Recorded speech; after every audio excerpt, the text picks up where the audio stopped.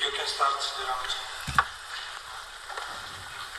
Just kind of got the kinks out, feeling a little bit better. And we have a move already on the board. It looks like knight of 3, and Magnus in the think tank with knight of 6. I guess knight of 3 might have thrown him off a little bit. Yeah, I just want to double check. The only reason that people start with knight f3 is the move order.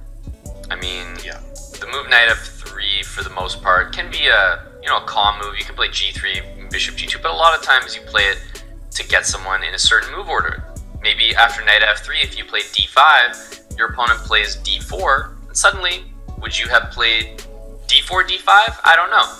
So if you're the type of player that has specific things that you like to play against certain openings, knight f3 could throw you off in terms of the transposition. So it's always a move that you need to take extra time against in the opening to make sure you're not getting tricked.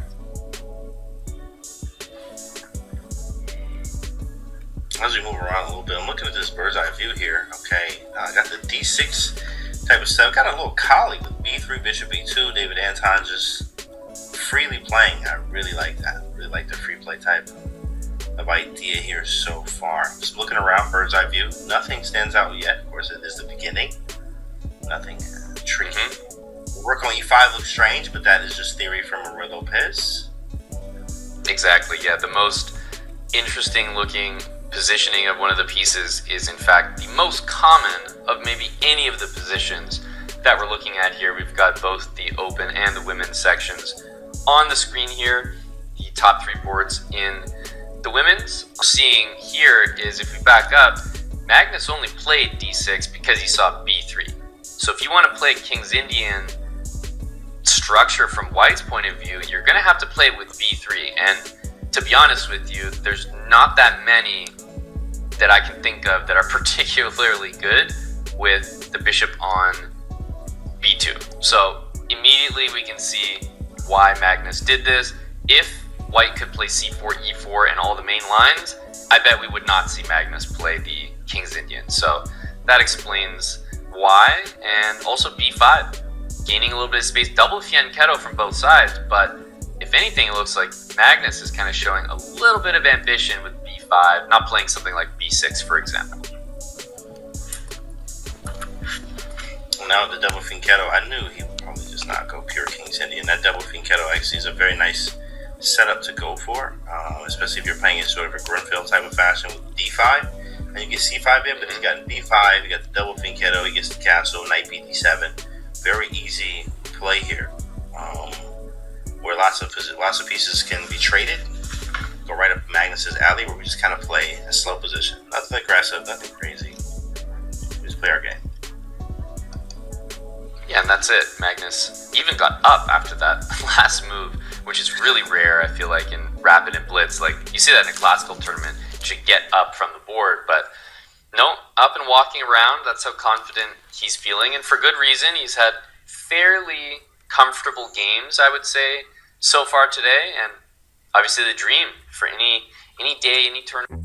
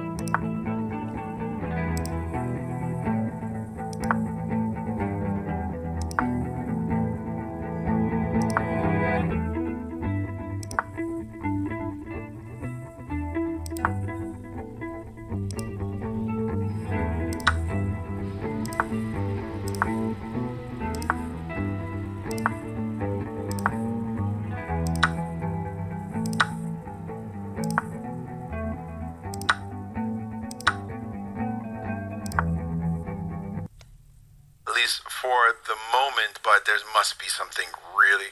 Okay, D3 What, followed D3 by looks bishop crushed? D4 also, yeah, because you hit the rook with D3 and if rook I'm sorry. B1. D2. What if D3, D2? Yeah. That can't just happen straight? Yeah, Well, hang on. also.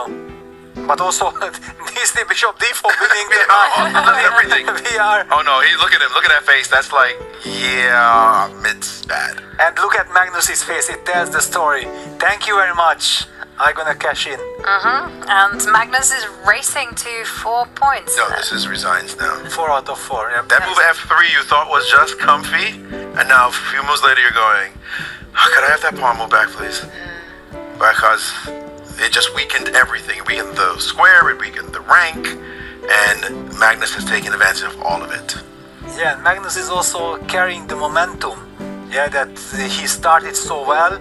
We have seen him a little bit shaky in the first round, but the first minutes D2 is played. Killer move. That Cashing in. with threats galore. His focus has been obscene. I've called a lot of Magnus tournaments, seen him over the years, and I've seen him in form. I've seen him irritated as ever, and I've seen him super hyper focused. And this Magnus is just one of those, like, I'm looking to play the most ruthless chess. I'm going to solve the problems in the best way.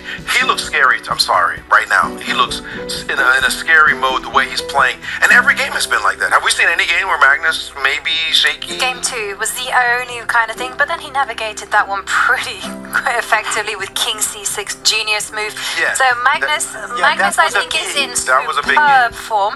But someone else who is doing the business, Maxime Vacher-Lagrave, if we go to table 7, he